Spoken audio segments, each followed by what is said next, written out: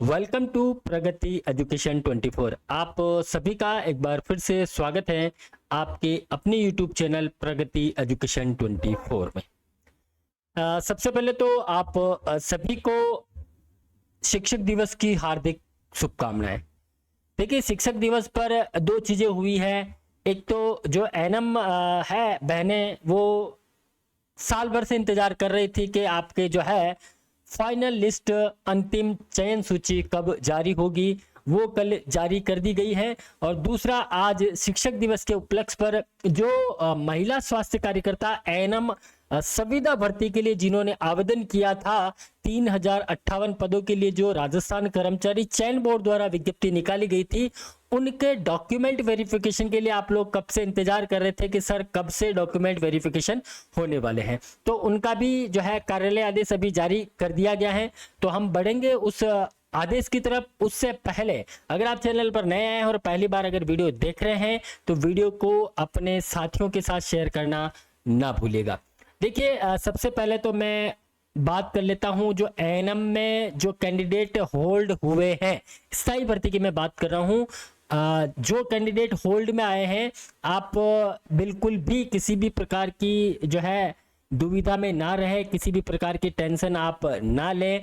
आप लोगों के जल्दी ही जो है वेरिफिकेशन सत्यापन हो, चाहे कोई विकलांगता के है, चाहे उत्कृष्ट खिलाड़ियों के हैं, जिस भी आपके जो रोके हुए हैं परिणाम, वो जल्दी जारी कर दिए जाएंगे जो होल्ड में रखे गए हैं उन्हें। तो आप लोग किसी प्रकार की कोई भी टेंशन ना ले। 14-15 सितंबर से पहले पहले आप लोगों के सारे क्लियर हो जाएंगे। अब हम बात कर लेते हैं संविदा जो कैंडिडेट हैं। एएनएम कॉन्ट्रेक्चुअल और सीएचओ भर्ती दोनों के लिए डॉक्यूमेंट वेरिफिकेशन के ऑर्डर जारी कर दिए गए हैं। आप लोग सबसे पहले सीधे चले आए Rajasthan staff selection board Jaipur की वेबसाइट पर, और वहां से आप न्यूज सेक्शन में से एएनएम और सीएचओ के लिए आप नोटिफिकेशन देख पाएंगे।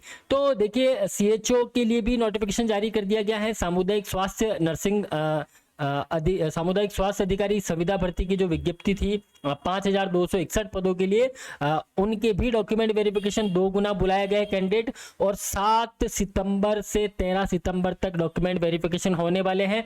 और इसी प्रकार से एएनएम में भी होने वाले हैं। दोनों का प्रोसीजर सेम रहने वाला है। तो आप लोग ध्यान से एक बार बैठ जाए। और आप लोगों से एक थोड़ी सी मैं विनती करता हूं, आप लोग पता नहीं कहां से नंबर ले आते हैं और आप लोग व्हाट्सएप पर इतने सारे मैसेज करते हैं। हम लोग फिर भी कोशिश करते हैं कि आप लोगों को रिप्लाई दे पाए, लेकिन सभी को जो है रिप्लाई देना मुश्किल होता है, समय पर नहीं दिया जा सकता है। तो आप लोग देखिए, वीडियो को ध्यान से देखेंगे, आपके सारे जो सवालों के जवाब है यहीं क्लियर हो जाएंगे। तो सबसे पहले हम बात कर रहे हैं केवल संविदा कार्मिकों के लिए। आप ध्यान रखिएगा, आप लोग किसी भी ऑर्डर को देख के जल्दी से कंफ्यूज हो जाते हैं। महिला स्वास्थ्य कार्यकर्ता एएनएम संविदा भर्ती जो निकाली गई है, उसके डॉक्यूमेंट वेरिफिकेशन के लिए ये ऑर्डर जारी किया गया है। देखिए, बोर्ड द्वारा महिला स्वास्थ्य कार्यकर्ता एएनएम संविदा भर्ती 2023 में विज्ञापित 3058 पदों के लिए। देखिए, सीएचओ और एएनएम के लिए एक ही आदेश है, इसलिए मैं एएनएम वाला बता रहा हूं। बाकी सीएचओ में भी सेम यही प्रोसीजर रहने वाला है। तो 3058 पदों पर जो विज्ञप्ति जारी की गई थी, जिसका एग्जाम ले लिया गया था, 2 गुना लिस्ट भी जारी कर दी गई थी। अब जो है आपके स्क्रूटनी फॉर्म फिल करवाया जा रहा है, जिसका आप इंतजार करते हैं सर 5 सितंबर से स्टार्ट होने वाला है। हालांकि आज 5 सितंबर है, शिक्षक दिवस की आपको ढेर सारी शुभकामनाएं हैं।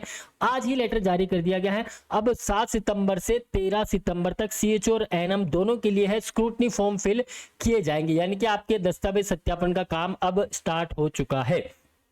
तो आप लोगों को करना क्या है, क्या क्या आपके डॉक्यूमेंट सही होंगे, किस प्रकार से आपका जो है डीवी होने वाला है, उन सभी के सवालों के जवाब यहां आपको मिलने वाले हैं।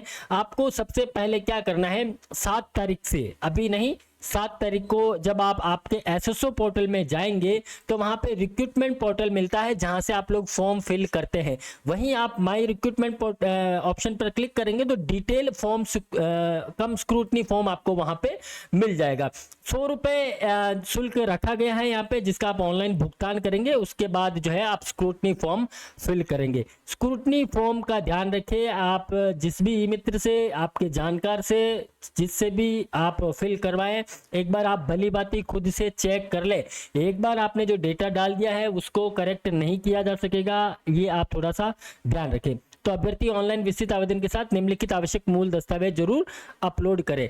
एक चीज आप ध्यान रखिएगा स्टेप बाय स्टेप। सबसे पहले तो मैं बात कर रहा हूं लाइव फोटो की, जो कि जीएनएम के लिए भी अभी लाइव फोटो जो है अपलोड करवाया गया था। आपके मोबाइल नंबर पर, जो आपका रजिस्टर्ड मोबाइल नंबर है, उस मोबाइल पर आपको एसएमएस मिलेगा।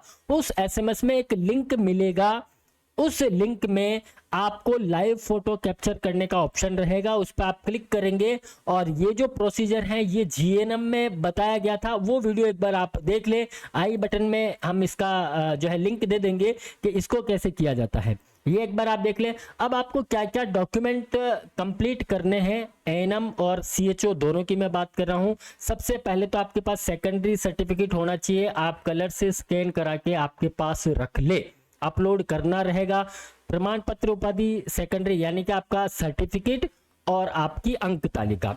इसी प्रकार से सीनियर सेकेंडरी की सर्टिफिकेट और अंक तालिका में भी पॉसिबिलिटी ऐसा हो सकता है कि कुछ कैंडिडेट के पास कंबाइन हो, जिसमें अंक तालिका और सर्टिफिकेट, कम सर्टिफिकेट दोनों हो।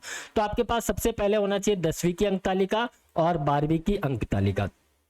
अब ये जो दिया हुआ है बीए बीकॉम, इसको आप छोड़ दे, इसका आपका कोई लेना देना नहीं। बीए बीकॉम इसको भी आप छोड़ दे, यानी कि आप एएनएम का फॉर्म फिल कर रहे हैं तो 10वीं 12वीं और सीधे आप आ जाए आपकी जो है डिप्लोमा जो है आपका auxiliary nurse midwifery ANM training का हेल्थ वर्कर फीमेल कोर्स, यानी कि सभी वर्षों सेमेस्टर की अंक तालिका क्रम से अपलोड की जानी है। किसी के पास हो सकता है सेमेस्टर बोर्ड तो हालांकि होता नहीं है, ईयरली है, 2 साल की आपके पास मार्कशीट होगी, फर्स्ट ईयर एएनएम और सेकंड ईयर एएनएम। तो आपको ये दोनों एक पीडीएफ में कर लेना है, ठीक है। यानी कि फर्स्ट ईयर और सेकंड ईयर दोनों का एएनएम का मार्कशीट आपके पास होना चाहिए कलर स्कैन, और इसी के साथ आपके पास होना चाहिए उसका सर्टिफिकेट, यानी कि आरएनसी का जो है Rajasthan nursing council, Rajasthan board medicine के द्वारा, राजस्थान नर्सिंग काउंसिल है ना, राजस्थान नर्सिंग काउंसिल का आपके पास रजिस्ट्रेशन सर्टिफिकेट हो, यानी कि 10वीं 12वीं की मार्कशीट, और आपके पास फर्स्ट ईयर और सेकंड ईयर का एएनएम का मार्कशीट, साथ में आपके पास हो राजस्थान नर्सिंग काउंसिल से वैध रजिस्ट्रेशन प्रमाण पत्र जो कि एक्सपायर नहीं हुआ हो, आरएनसी का सर्टिफिकेट आपके पास हो, एक बार आप ये देख ले। अब आ जाते हैं हम अंतिम संस्था द्वारा जारी चरित्र प्रमाण पत्र, जहां पे आपने अंतिम वर्ष की पढ़ाई की है। में भी पॉसिबल हो सकता है आप लोगों ने एएनएम कोर्स करने के बाद कोई और कोर्स नहीं किया है, और सीधे ही हो सकता है कुछ कैंडिडेट यूटीबी में कार्यरत हो अभी, तो उन्होंने कोई भी कोर्स नहीं किया हो। तो आपको क्या करना है, जहां से आपने एएनएम कोर्स किया है, जिस भी ट्रेनिंग सेंटर से आपने किया है, उस ट्रेनिंग सेंटर पर आप चले जाए और आप वहां से आपका कैरेक्टर सर्टिफिकेट बनवा ले, क्योंकि अंतिम संस्था द्वारा जारी चरित्र प्रमाण पत्र यहाँ पे मांगा गया है।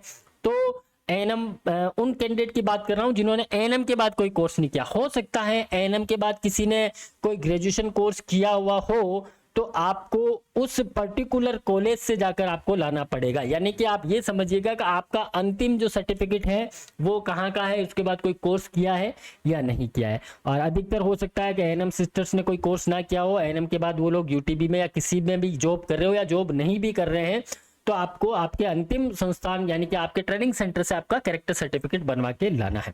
बच्चों का घोषणा पत्र, ये जितने भी जो है घोषणा पत्र बनने वाले हैं, ये आपको नॉन जुडिशियल स्टाम्प पेपर पर विथ नोटराइज बनाने हैं, ये आप ध्यान रखिएगा। बच्चों का घोषणा पत्र आप लोग सीधे सीधे चले जाए और सारे ये सर्टिफिकेट जितने भी है नोटरी पब्लिक करवा के आप लोग बनवा के अपने पास रखें, और फिर आप जब 7 तारीख को ये ऑन हो तो आप लोग वहां पे अपलोड कर पाएंगे। घोषणा पत्र बनवाना, इसके सारे फॉर्मेट आपको मिल जाएंगे, आप लोग टेंशन ना ले। राजपत्रित अधिकारी द्वारा जारी 2 अलग अलग प्रमाण पत्र, एक सर्टिफिकेट तो आपका हो गया चरित्र प्रमाण पत्र जो आपका अंतिम संस्थान है वहां से, और 2 अलग अलग प्रमाण पत्र आप किसी भी स्टेशनरी शॉप पे चले जाए, वहां से आपको जो है प्रमाण पत्र मिल जाएंगे, वो आप 2 अलग अलग राजपत्रित अधिकारी से बनवा ले। दहेज धूम्रपान निषेध के लिए प्रमाण पत्र, ये भी आपको नोटराइज करके बनवाना है। इसके साथ मूल निवास प्रमाण पत्र, जो नॉन टीएसपी कैंडिडेट है उनको मूल निवास प्रमाण पत्र चाहिए, ओरिजिनल का स्कैन कर लेना। और जो टीएसपी कैंडिडेट है, जो टीएसपी क्षेत्र में निवास करते हैं, उनके पास विशेष मूल निवास प्रमाण पत्र होना चाहिए, टीएसपी सर्टिफिकेट आपके पास होना चाहिए। और नोटिफिकेशन आने से पहले ही हमारे पास मैसेज आने लग गए थे कि सर हमारा टीएसपी या हमारा मूल निवास, हमारा ईडब्ल्यूएस, हमारा कास्ट सर्टिफिकेट एक्सपायर हो चुका है। ऐसे ऐसे सर्टिफिकेट जिसकी कोई ना कोई एक्सपायरी डेट होती है, अगर वो एक्सपायर हो चुके हैं तो आप उनको अपडेट जरूर से करवा ले, ये थोड़ा सा ध्यान रखें। विशेष मूल निवास आपके पास हो टीएसपी वाले कैंडिडेट और नॉन टीएसपी के पास मूल निवास। जाति प्रमाण पत्र, कास्ट सर्टिफिकेट आपके पास हो, आप जिस भी कैटेगरी से आप बिलोंग करते हैं उस कैटेगरी का आपके पास सर्टिफिकेट हो और वैलिड यानी कि आपका वो एक्सपायर नहीं हुआ हो, ये थोड़ा आप ध्यान रखिएगा। सभी वर्गों में अलग अलग नियम होते हैं।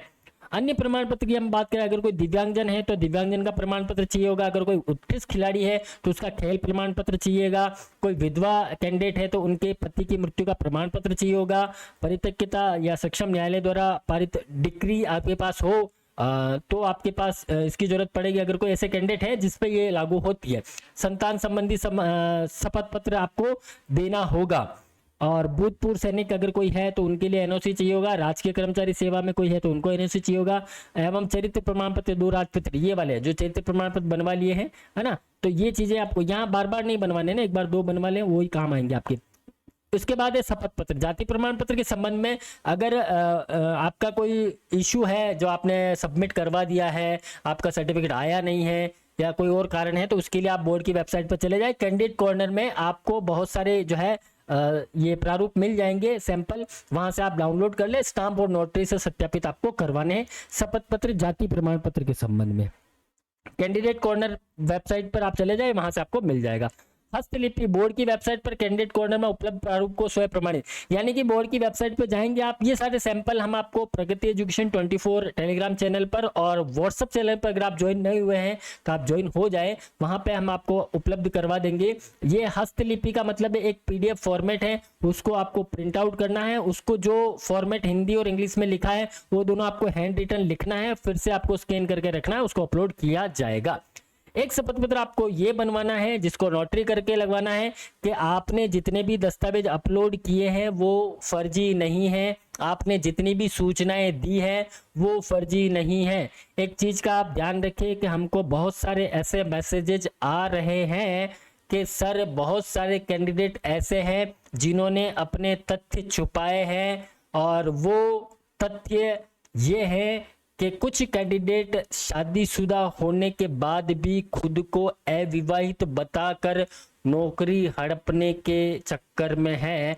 स्पेसिफिक किसी में एरिया की बात कर रहा हूं, तो आप लोग कम कहें ज़्यादा समझे, ऐसी चीज़ें अगर आप करते हैं तो कभी ना कभी वो उजागर जरूर होती है। तो कृपया नौकरी पाने के लिए अगर आप ऐसी चीज़ें ना करें, ये आपके स्वास्थ्य के लिए हानिकारक हो सकती है। तो ये चीज आप देख लें। कूट रचित का ये आपको शपथ पत्र आपको लगाना है और साथ में नोटरी करवाना है। ऑनलाइन पात्रता की जांच हेतु निम्न बातों का विशेष ध्यान रखना है। वो ये है कि सभी अभ्यर्थियों की पात्रता की जांच ऑनलाइन पोर्टल के माध्यम से ही की जाएगी। किसी भी अभ्यर्थी को ऑफलाइन सत्यापन हेतु अवसर प्रदान नहीं किया जाएगा। आपको कहीं पे भी ना तो अवसर मिलने वाला है और ना ही आपको जयपुर या कहीं अन्य जगह पर ऑफलाइन डॉक्यूमेंट सत्यापन के लिए जाना है। यानी कि सारे जो सत्यापन का काम है वो सारा कहाँ होने वाला है, ऑनलाइन हो जाएगा। किंतु किसी अभ्यर्थी के दस्तावेज संदेहास्पद होने की स्थिति में विभाग, अगर डिपार्टमेंट को लगता है कि आपने कुछ कूट रचित डेटा अपलोड किया है तो आपको वहां बुलाया जा सकता है, ध्यान रखें।